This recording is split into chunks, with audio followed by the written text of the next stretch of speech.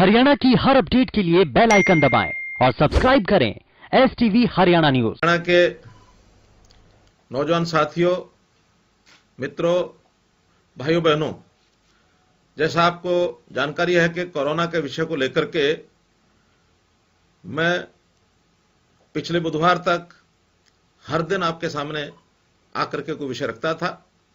2 दिन के गैप के बाद आज शनिवार के दिन फिर आपके पास आया हूं। आज का हमारा विषय वो शिक्षा से जुड़ा है। कोरोना के इस संकट में हर वर्ग प्रभाव उस पर पड़ा है, कोई उससे अछूता नहीं है। और ऐसा ही एक वर्ग शिक्षकों का, छात्रों का भी है।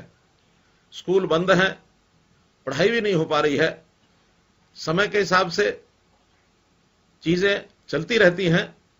हमें भी इस परिस्थिति के हिसाब से अपने पढ़ाई के तरीके को बदलना है। पहले तो तकनीक शिक्षा का एक विषय होता था, आज तकनीक से ही शिक्षा हो रही है। स्कूल को बंद किया जा सकता है, पर ज्ञान और शिक्षा को बंद नहीं किया जा सकता। आज विषय ये नहीं है कि पढ़ें कैसे, बल्कि विषय तो यह है कि कैसे कैसे पढ़ सकते हैं। तकनीक से हमें कई माध्यम दिए हैं, तकनीक के कारण से हम जो पढ़ सकते हैं उसके ऊपर अपना पूरा ध्यान रहना चाहिए। समय की मांग है कि हम घर में रहें, स्कूल न जाएं। हम स्कूल नहीं जा सकते, पर स्कूल तो घर में आ सकता है। हम आपके स्कूल को आपके घर में ही लेकर आ रहे हैं। हमने जैसे पहले 3S का एक मंत्र दिया था, stay at home, social distancing, sanitise yourself. आज मैं अपने उस 3S मंत्र को बदल रहा हूं। आज का 3S मंत्र विशेष तौर पर अपने विद्यार्थियों के लिए, छात्र छात्राओं के लिए, stay at home, school at home and study at home. इस प्रकार हम लोग अपने इस मंत्र के हिसाब से अपने इस कार्य को आगे बढ़ाएंगे। निश्चित रूप से हम लोग अपने इस काम को करते हुए आगे बढ़ने के लिए इन लॉकडाउन के दिनों का उपयोग करेंगे। पिछले 25 दिनों में बड़े धैर्य के साथ हम लॉकडाउन का पालन कर रहे हैं। जैसा मैंने 15 अप्रैल को इसी मंच से कहा था कि जल्दी ही ग्रीन लाइट होगी और सामान्य जीवन शुरू हो जाएगा। कोरोना से उपजी अनिश्चितता का सबसे बड़ा प्रभाव हमारे स्कूल कॉलेजों के विद्यार्थियों पर पड़ा है। 18 मार्च को प्रदेश में चल रही स्कूलों की वार्षिक परीक्षाओं को मैंने रोक दिया था। 19 मार्च को सभी स्कूलों को बंद कर दिया गया। स्कूल के बच्चों का अगला शैक्षणिक सत्र 1 अप्रैल को शुरू होता। बाकी परीक्षाएं भी होनी थी, लेकिन अब परीक्षाएं होंगी या नहीं, अगली कक्षा में कब दाखिला मिलेगा, इन अनिश्चितताओं को दूर करने के लिए हमने पहली कक्षा से 11वीं कक्षा तक पढ़ने वाले सभी विद्यार्थियों को जितनी परीक्षाएं 18 मार्च तक हुई थी, उन्हीं के परिणाम के आधार पर अगली कक्षाओं में दाखिला देने का फैसला किया है। 15 अप्रैल से 52 लाख विद्यार्थियों की नई कक्षाएं डिस्टेंस एजुकेशन सिस्टम, दूरवर्ती शिक्षा कार्यक्रम के तहत केबल और DTH चैनल्स के माध्यम से शुरू कर दी गई है। और ये केबल और DTH एजुसेट के दूरदर्शन के साथ जोड़ करके हमने किया है। हरियाणा पहला प्रांत है कि 100% पेनिट्रेशन, चाहे वो गांव हो, सुदूर इलाका हो, शहर हो, सबके साथ हमने इसको जोड़ा है। केवल 12वीं के विद्यार्थी, उनको परीक्षा की स्थिति अभी स्पष्ट नहीं है। CBSE ने अभी तक अपनी कोई टाइम टेबल बना करके स्थिति स्पष्ट नहीं की है। साधारणतः 12वीं का परिणाम 15 मई के आसपास घोषित होता है, परंतु इस बार परीक्षाओं के देरी होने के कारण से अखिल भारतीय प्रतियोगी परीक्षाएं भी जो पहले हो जाती हैं, इस बार NDA की प्रवेश परीक्षा जो 19 अप्रैल को निर्धारित कर दी गई थी, मेडिकल कॉलेज के लिए नीट की परीक्षा भी 3 मई को होनी थी, इन दोनों को पोस्टपोन कर दिया गया है। इसी तरह इंजीनियरिंग कॉलेज के लिए भी JEE अर्थात ज्वाइंट एंट्रेंस एग्जाम की 1 जनवरी में जो परीक्षा हो गई थी, उसका परिणाम भी 21 जनवरी को घोषित हो गया था। इसी परीक्षा का एक दूसरा अवसर भी दिया जाता है जो 13 अप्रैल से 17 अप्रैल तक होना था, जिसे कोरोना के चलते पोस्टपोन कर दिया गया। अब 12वीं कक्षा के विद्यार्थियों को विशेष रूप से मैं कहना चाहूंगा कि आप लॉकडाउन की अपनी प्रतियोगी परीक्षाओं के लिए तैयारी का ये इसको एक सुअवसर मान लें, क्योंकि ये अवसर हमको और आगे तैयारी करने के लिए बढ़िया अवसर भी है। शायद स्कूल कॉलेज खुले रहते तो इतनी तैयारी हम नहीं कर सकते थे। ये 2 महीने का जो ज्यादा समय मिला है, इसमें भी हम डिस्टेंस लर्निंग के माध्यम से, केबल और डीटीएच चैनल के माध्यम से दूरवर्ती शिक्षा कार्यक्रम जो शुरू किया गया है, उसका आप लाभ उठाएं। 10वीं और 10वीं 11वीं कक्षा के विषयों के जिन पाठों में आपको कोई कठिनाई है, उसे दूर करने के लिए जेई, नीट और एनडीए की परीक्षाएं जून जुलाई में हो तो उसका प्रदर्शन अच्छा हो सकता है। इस बीच मैं आपको विश्वास दिलाता हूं कि हरियाणा स्कूल शिक्षा बोर्ड की 12वीं में बचे हुए विषयों की परीक्षाएं जल्द से जल्दी लेकर परिणाम घोषित करने के सभी हम प्रयास करेंगे। इस पढ़ाई में हमारे बहुत से अध्यापक, लेक्चरर, चाहे वो स्कूल के हों चाहे कॉलेज के हों, बहुत प्रयत्न कर रहे हैं। मैं ऐसे ही आज कुछ लेक्चरर्स और टीचर्स, इनकी बातचीत भी आपके सामने मैं कराऊंगा। मेरे साथ लाइन के ऊपर अभी जुड़े हैं नूह के कॉलेज से हमारी लेक्चरर नम्रता। तो नम्रता जी लाइन पर जुड़ी हैं। मैं नम्रता जी को निवेदन करूंगा कि इस प्रकार के बच्चों को किस प्रकार से पढ़ाई में अपना आगे बढ़कर के काम करना चाहिए, एक बार जरा बच्चों को बताएंगे कि बच्चों को कैसे पढ़ाया जाए। आप भी अपने प्रयत्न से जो बच्चों को पढ़ा रहे हैं, कृपया आप अपनी जबानी एक बार बताइए कि किस प्रकार पढ़ा जा सकता है। नम्रता जी। नमस्कार सर। नमस्कार। हमारे यहाँ पर जो हम प्रयत्न कर रहे हैं बच्चों को पढ़ाने के लिए, उसके अंदर हम टेक्नोलॉजी का यूज कर रहे हैं। उसके अंदर सबसे पहले हम बच्चों से व्हाट्सएप ग्रुप के थ्रू जुड़ रहे हैं, वो भी class wise, BA first, second और थर्ड। उनसे हम ज्यादा से ज्यादा बच्चों से जुड़ने की कोशिश कर रहे हैं और जुड़ भी रहे हैं। उसके अलावा इस ग्रुप को हम कैसे यूज कर रहे हैं, उसके अंदर हम बच्चों से सिलेबस जो हमें दिया गया है उसको हम कवर कर रहे हैं, पीडीएफ फाइल्स के थ्रू, यूट्यूब लिंक्स के थ्रू, और गवर्नमेंट की तरफ से जो शिक्षा सेतु ऐप है उसका प्रमोशन भी हम कर रहे हैं, वहाँ भी मटेरियल डाल रहे हैं। ज्यादा से ज्यादा बच्चों को जो डाउट्स हैं क्लियर करने के लिए उनको डेली असाइनमेंट्स और टेस्ट भी दे रहे हैं, ताकि हम बच्चों से पूछ सकें कि उनको कोई घबराहट तो नहीं हो रही, कहीं वो डाउट में तो नहीं है कि उनकी पढ़ाई अच्छे से होगी या नहीं। नम्रता जी, ये बताएंगे कि आपने क्या क्या नए काम किए हैं इसमें? सर, हमने व्हाट्सएप ग्रुप बनाए हैं, 3 सालों के अलग अलग बनाए, हर सब्जेक्ट वाइज अलग अलग बनाए हैं, ताकि बच्चे अपनी सब टीचरों से जुड़ सकें। जितने भी बच्चों के पास डिजिटल स्मार्टफोन है सर, उनसे हम कनेक्टेड हैं, और जिनके पास नहीं भी हैं उनसे भी हम कॉल करके जुड़े हैं और उनसे उनके डाउट्स भी पूछते हैं, और उनको ये भी बताते हैं कि अगर आपके पास स्मार्टफोन नहीं भी है फिर भी आप अपने टीचरों से जुड़े हुए हैं। बहुत बढ़िया, बहुत अच्छा नम्रता जी। आप इस प्रकार से छुट्टियां क्या, ये जो लॉकडाउन का पीरियड है, इसमें समय का उपयोग कैसे किया जाए, बहुत ही एक अच्छे प्रकार से अपने विद्यार्थियों की आप अपने परिश्रम से उनके लिए जो काम कर रहे हैं, ये वास्तव में ही बड़ा प्रशंसनीय है। आपका बहुत बहुत धन्यवाद। धन्यवाद सर, धन्यवाद। इसी प्रकार इन दिनों में कुछ और भी कठिनाइयां, समस्याएं जो आ रही हैं। शिक्षा विभाग जो मिड डे मील ये बच्चों को अपने विद्यालयों में देता था, अब चूंकि विद्यालय बंद हैं, इसलिए मिड डे मील शिक्षा विभाग के अध्यापकों के द्वारा ये भी हमने बंटवाना शुरू किया है। 15 मार्च और 31 मार्च इन दोनों अवसरों के लिए अप्रैल माह का जो सूखा अनाज है घर घर जाकर के बच्चों को बांटा गया है। इस समय की जो कुकिंग कॉस्ट है प्रति विद्यार्थी प्रति माह 134 रुपए से लेकर 200 रुपए प्रति माह की दर से ये बच्चों के खाते में जारी कर दिया गया है। इस भोजन के लिए भी बहुत से अध्यापक अपने जो अच्छा काम कर रहे हैं, इन्हीं में एक अध्यापक अपने हैं रमेश कुमार जी, सफीदों से हमारे साथ जुड़े हैं, जेबीटी अध्यापक हैं। किस प्रकार से बच्चों के लिए वो इस अनाज का मिड डे मील की व्यवस्था वो देख रहे हैं। तो रमेश कुमार जी, आप जरा दर्शकों को सीधा बताइए कि किस प्रकार से आपको ये प्रेरणा मिली और बच्चों तक ये भोजन पहुंचाने का काम आप कर रहे हैं, क्या इसमें आपको कठिनाई आई है, कैसे उसमें से रास्ता निकाला है? रमेश कुमार जी। नमस्कार सर। नमस्कार सर, हमने 265 बच्चे हैं हमारे स्कूल में, उनको घर घर जाके पॉली बैग में पैकिंग करके मिड डे मील वर्करों की सहायता से, एसएमसी मेंबर की सहायता से घर घर जाके बांट दिया सर। और पब्लिक की सोच है कि इस संकट की घड़ी में सरकार हमारे साथ है, हम अकेले नहीं है, कोई भी मुसीबत हो सरकार हमारे हमेशा साथ रहती है। आप ये बताएंगे कि आपने अपने विद्यालय के कितने बच्चों को ये जो घर घर जाकर के अनाज पहुंचाया है? 265 को बांटा सर। 265 को। इसमें सभी अध्यापकों ने आपका सहयोग किया है?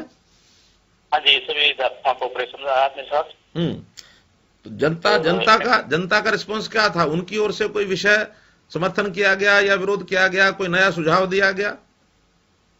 नहीं, समर्थन किया था पूरा, लेकिन उन्होंने ये कहा कि आप लोग इतनी मेहनत करें, कोरोना में रिस्क ले रहे हैं अपनी लाइफ का, तो आपको भी तो सरकार ने सुविधा देनी चाहिए थी मास्क वगैरह की, लेकिन फिर भी हमने अपने जेब खर्च से मास्क पहन के और हाथों में दस्ताने पहन के बांटा था। हाँ, बहुत अच्छा है। हर किसी व्यक्ति को, चाहे वो किसी भी सेवा के काम में लगा है, आज फील्ड में जाने के लिए मास्क पहनना इसको अनिवार्य किया गया है। सब लोग मास्क का प्रबंध करके तभी जाएं। बहुत बहुत धन्यवाद आपका रमेश कुमार जी। इसी प्रकार से एक विषय, अभी जो विद्यालय में पढ़ने वाले छात्र हैं उनके लिए नई कक्षाओं में जाकर के जो हम निःशुल्क पाठ्य पुस्तकें हर वर्ष देते हैं, इस बार लॉकडाउन के कारण से वो पुस्तकें उनको नहीं पहुंचाई गई हैं, लेकिन पुस्तकों की कमी को पूरा करने के लिए विभाग द्वारा गांव में पुरानी पुस्तकों का परस्पर आदान प्रदान के भी ये प्रयास किए जा रहे हैं। जैसे लॉकडाउन हटेगा, नई पुस्तकों की मुफ्त आपूर्ति सुनिश्चित की जाएगी। और इस संबंध में भी एक अध्यापक अपने हैं, सुनील दत्त जी, उन्होंने पुस्तकों के संबंध में किस प्रकार से विद्यार्थियों का सहयोग किया है, वो भी हमारे साथ लाइन पर जुड़े हैं। सुनील दत्त जी जेबीटी टीचर हैं। जरा सुनील दत्त जी बताएंगे कि आपने किस प्रकार से बच्चों की सहायता की है? जी सर नमस्कार। नमस्कार सर, मैंने पर्सनली जहाँ मेरी पोस्टिंग है वहाँ पे जाके प्रत्येक बच्चों को मोटिवेट करके उनसे किताबें ली, और दूसरे बच्चों को जो छोटी कक्षाओं में पढ़ते थे उनको वो किताबें जाके दी। और इसके अलावा साथ में जो हमारे पास पिछले साल के कुछ सेट बचे हुए थे, वो भी जो नए बच्चे हैं जो पहली क्लास में जो हमारे पास आ सकते थे, उन बच्चों को हमने पर्सनली जाके दिया। इसके साथ साथ भी मैंने जो हमारे क्लस्टर में और भी स्कूल पढ़ते थे उनके टीचरों को भी इसी तरीके से मोटिवेट किया, और उन्होंने भी उसमें पूरा सहयोग करते हुए उन बच्चों को किताबें बांटी। और जिसका हमें जो ये ऑनलाइन टीचिंग में इसका बड़ा ही लाभ मिला कि बच्चे अब इसके ऊपर पूरा ध्यान देते हुए पूरा काम कर रहे हैं। और हमें जो हर रोज हम काम भेजते हैं तो बच्चे वो तो करते ही हैं, साथ में शाम को दोबारा से मैसेज आता है, सर और काम दो, कि हमने ये तो कंप्लीट कर लिया है। तो बुक्स डिस्ट्रीब्यूशन का जो था वो हमारे से बहुत बढ़िया रहा, और बच्चे इसका लाभ प्रत्येक बच्चे को मिल रहा है। बहुत बढ़िया सुनील दत्त जी, आपने बच्चों की ये जो कठिनाई है पुस्तकों की, इसको हल करने के लिए एक रास्ता बताया है। मैं समझता हूँ सभी बच्चे अपनी पुरानी पुस्तकों को आदान प्रदान करके अपनी पढ़ाई को चालू रखेंगे। प्राइवेट स्कूलों का एक विषय भी मुझे ध्यान में पिछले दिनों में कई लोगों ने कराया है कि प्राइवेट स्कूल अपनी 3 महीने की एडवांस फीस लेने के लिए उन्होंने सर्कुलर निकाला, लेकिन हमने उनको एक आग्रह किया है नोटिफिकेशन के माध्यम से कि 3 महीने की बजाय वो केवल 1 महीने की फीस लें, और यातायात शुल्क भी उनको नहीं लेना चाहिए। ऐसे कुछ प्राइवेट स्कूल तो ऐसे हैं जिन्होंने आगे बढ़ करके लॉकडाउन के समय की फीस ये पूरी की माफ कर दी है। ऐसे स्कूलों का मैं आभार प्रकट करता हूं, और मैं आशा करता हूं कि अन्य स्कूल भी इसी का पालन करें, ताकि जो बच्चे हैं, खास करके ऐसे परिवार, सामान्य परिवार जिनकी कमाई इस समय बंद हो गई, जिनके काम बंद हो गए, वो अपने बच्चों की पढ़ाई को आगे रख सकें। ऐसे किसी बच्चे का भी एडमिशन न रोका जाए, उनके आगे चल करके किस प्रकार से उनकी फीस लेनी है इसका कोई प्रबंध करें। जहां तक 10वीं कक्षा के विद्यार्थी हैं, लगभग 60 से 70 हजार विद्यार्थी ऐसे जो सरकारी 172 ITIs हैं, 246 प्राइवेट ITIs हैं, उनमें जुलाई माह में दाखिले लेते हैं। ITIs के अतिरिक्त पॉलिटेक्निक्स में भी वो लोग दाखिले लेते हैं। अब इनकी भी चूंकि कक्षाएं अगस्त में शुरू होती हैं, 24 मार्च को प्रदेश के सभी ITIs को बंद करने के बाद थ्योरी की पढ़ाई फोन पर या ई-लर्निंग से करवाई जा रही है, परंतु प्रैक्टिकल्स की पढ़ाई लॉकडाउन की अवधि के बाद ही प्रारंभ किया जाएगा। ITIs में 81 ट्रेड हैं, 30 से 35 ऐसे ट्रेड हैं जिनमें 10वीं में गणित या विज्ञान की परीक्षा उत्तीर्ण की शर्त होती है। चूंकि 10वीं कक्षा में विज्ञान अथवा गणित की जो परीक्षाएं अभी नहीं हुई है, इसलिए विचार किया जा रहा है कि 10वीं की विज्ञान की परीक्षा में ज्यादा समय लग जाए तो ऐसे ट्रेड्स में बिना विज्ञान की परीक्षा के ही प्रोविजनल दाखला दे दिया जाए। इस बारे में अंतिम निर्णय ले लिया जाएगा। विचार ये भी है कि गणित या विज्ञान के विषय पास नहीं हो पाएंगे तो उन्हें बिना गणित अथवा जो विज्ञान गणित के विषय के ट्रेड हैं उसमें जाने की छूट दे दी जाए। ऐसा ही पॉलिटेक्निक्स में भी ऐसे जो ट्रेड हैं जिनमें डिप्लोमा के लिए दाखला लेना चाहते हैं, वहां भी गणित और विज्ञान दोनों विषयों की उत्तीर्ण करने के बाद ही ऐसे जो ट्रेड्स हैं उनके अंदर रखा जाएगा, अन्यथा दूसरे ट्रेड्स में जाने के लिए उनको छूट मिलेगी। कॉलेजेस में भी, हायर एजुकेशन में शिक्षा के लिए बहुत से ऐसे ऑनलाइन प्रावधान किए गए हैं जो यूट्यूब के माध्यम से, गूगल हैंगआउट के माध्यम से 25 मार्च के दूसरे सेमेस्टर का ई शिक्षण इसको हमने शुरू करवा दिया है, बहुत जोरों से चल रहा है। 9000 से भी अधिक प्राध्यापक जो ई लर्निंग के माध्यम से स्टूडेंट्स को शिक्षा दे रहे हैं। 28000 के लगभग विद्यार्थियों ने अपना फीडबैक विभाग को दिया है। उनमें से 90% विद्यार्थियों ने कंटेंट की बहुत प्रशंसा की है।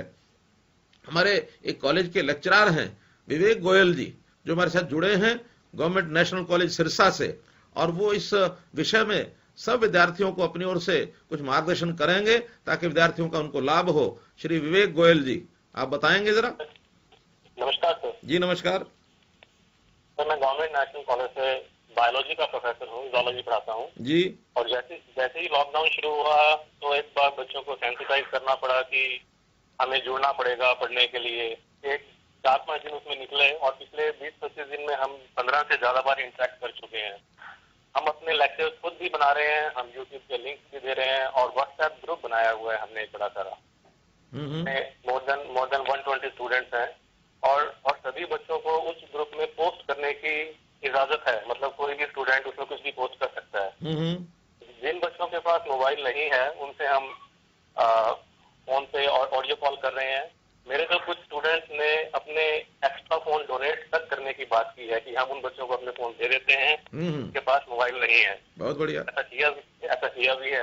वो एक टाइम बिंग इमरजेंसी है, सॉलिडेरिटी है, सब इकट्ठे चल रहे हैं और सभी साथ दे रहे हैं।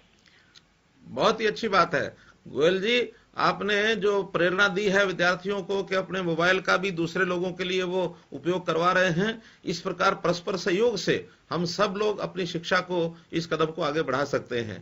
हमने कई प्रकार के ऐप देखे हैं, यू दोस्त व टच बेस इस नाम से ऐप, इनके माध्यम से स्टूडेंट्स को विशेष प्रकार की एक मनोवैज्ञानिक, जिसको कहना चाहिए शिक्षा, इसकी सुविधा भी प्रदान की जा रही है। 180 से अधिक कॉलेज और यूनिवर्सिटी जिसमें मनोवैज्ञानिक के जो प्राध्यापक हैं वो इस इनिशिएटिव से जुड़े हैं, क्योंकि हमारा समय घर पर है, खाली है। कई बार युवक बहुत खाली रहने से या जिसको कई बार घर की चारदीवारी में रहने से बहुत कठिनाई होती है, मनोविज्ञान की दृष्टि से भी हमें उसके चिकित्सा की भी आवश्यकता होती है, हमें उसकी परामर्श की भी आवश्यकता होती है। तो हम इन यू दोस्त और टच बेस नामक ऐप के माध्यम से इसका भी उपयोग कर सकते हैं। प्रधानमंत्री नरेंद्र मोदी जी ने एक आरोग्य सेतु ऐप, ये हर कोई नौजवान, हर साथी, हर व्यक्ति इसको लोड करे, अपने डाउनलोड करे। इस डाउनलोड करने के लिए भी युवकों से मेरा आग्रह है कि कोरोना की चेन को तोड़ने के लिए इस ऐप को डाउनलोड करना चाहिए, ताकि अपने आसपास कोरोना के संक्रमण से बचने का ध्यान हम रख सकें।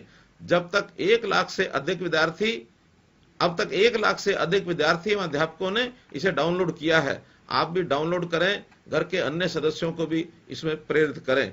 मैं एक विद्यार्थी हैं यमुनानगर से, साहिल कंबोज, उनसे जुड़ा हूं। साहिल कंबोज विद्यार्थी इस संबंध में अपने विचार प्रकट करेंगे कि किस प्रकार से वो इसके साथ जुड़े हैं। साहिल कंबोज। हाँ जी सर। जी साहिल जी। हाँ जी सर। हाँ, क्या आपने ये डाउनलोड किया है Aarogya Setu app? Yes sir. आपने उसमें जुड़ करके कोई उसमें कोई जानकारी मिलती है आपको? हाँ जी सर, नोटिफिकेशन आती है सर। मोटिवेशन आती है? हाँ जी सर। बहुत अच्छा है। आपकी पढ़ाई कैसी चल रही है? सर एकदम ठीक चल रही है सर, गुड चल रही है। आपको टीचर कैसे पढ़ाते हैं? सर हमको टीचर डिजिटल से जुड़े हुए हैं सर। डिजिटल से जुड़े हुए हैं? हाँ जी सर। लॉकडाउन का पालन करके लग रही है सर हमारी। लॉकडाउन का पालन करते हैं कि नहीं करते हैं? यस सर, करते हैं सर। बहुत अच्छा है।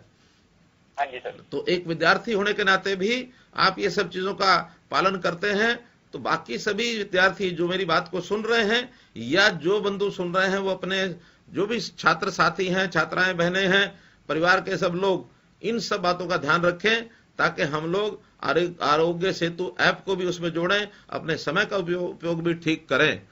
जिस परिस्थिति में हम निकल रहे हैं, कोरोना की इस परिस्थिति में, इसमें लॉकडाउन के कारण से बहुत लोगों के व्यवसाय ये समाप्त हो गए हैं। गरीब लोगों की मदद के लिए बहुत से लोग आगे आ रहे हैं।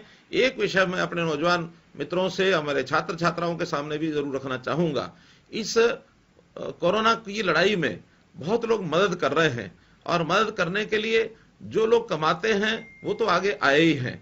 मेरा कहना यह है कि केवल उसी समाज के लिए ये विषय नहीं है कि उन्होंने ही आगे आना है, बल्कि हमारा विद्यार्थी जो कल का नागरिक, कल का एक जिसको कहना चाहिए जिसके कंधे पर देश और समाज की एक जिम्मेवारी आने वाली है, इन्हें भी इस सामाजिक संवेदना को अपने अंदर लाना चाहिए, सामाजिक संवेदना को जगाना चाहिए। हमने इसके लिए हरियाणा कोरोना रिलीफ फंड ये बनाया है। इस रिलीफ फंड में हमारे अध्यापक, प्राध्यापक, शिक्षा विभाग के सभी कर्मचारी, अधिकारी वो तो योगदान कर ही रहे हैं। अभी तक का जितना योगदान हरियाणा में हुआ है, उसमें से 50% से अधिक योगदान, लगभग 38 करोड़ रुपए केवल शिक्षा विभाग का हुआ है। मेरा ऐसा एक संकेत भी है, मेरा मानना है कि हम जो नौजवान साथी हैं, ये भी भले यानी सांकेतिक रूप से इसमें जुड़े, लेकिन अपनी खर्ची में से यदि हम भी इस सामाजिक संवेदना से जुड़ना चाहते हैं, योगदान करने के लिए कम से कम 5 रुपए हर एक विद्यार्थी यदि इसमें डालता है, तो इससे राशि भले बड़ी ना हो, लेकिन हमारा जुड़ाव इस समस्या के निदान के लिए बनेगा। इसलिए मैं आपसे अपील करता हूं कि हर विद्यार्थी कम से कम 5 रुपए अपने इस कोरोना रिलीफ फंड में योगदान करे, ऐसा मेरा उनसे निवेदन है। मैं अंत में आप सब लोगों से अपील करूंगा कि इस समय का हम भरपूर उपयोग करें, खाली रहें नहीं रहें, जो भी घर के कामों में सहायता करें और अपनी पढ़ाई इसको जारी रखें, अपने आप को तैयारी करें। ये समय, जिस समय का हम उपयोग कर रहे हैं, हमको जो ज्ञान मिल रहा है वो भले किताबों से नहीं मिल रहा है, परिस्थिति और अनुभव ये भी उसके लिए बहुत लाभदायक हमको हो रहा है। आने वाले जीवन में ये हमको बहुत ही मदद करेगा। मित्रों, याद रखिए कि आपके जीवन का महत्वपूर्ण समय है। आप शिक्षित भी हो रहे हैं और समझदार भी हो रहे हैं, इसलिए शिक्षित होना ये हमारे जीवन स्तर को ऊंचा उठाएगा, और जो समझदार होना है ये हमारे जीवन को आगे बढ़ाएगा। इस सारे काम को यदि करेंगे तो निश्चित रूप से आप नई पीढ़ी के रूप में स्वयं भी पालन करिए, परिवार के एवं अन्य साथियों को भी इसका पालन कराइए। हम हरियाणा में सब लोग लगे हैं इस काम के लिए। निश्चित रूप से हरियाणा में कोरोना हारेगा, कोरोना को हरियाणा में हम हराएंगे। हरियाणा से हारेगा, भारत से भागेगा। इस लाइन के साथ मैं अपनी बातचीत को समाप्त करता हूं। बहुत बहुत धन्यवाद, बहुत बहुत आभार।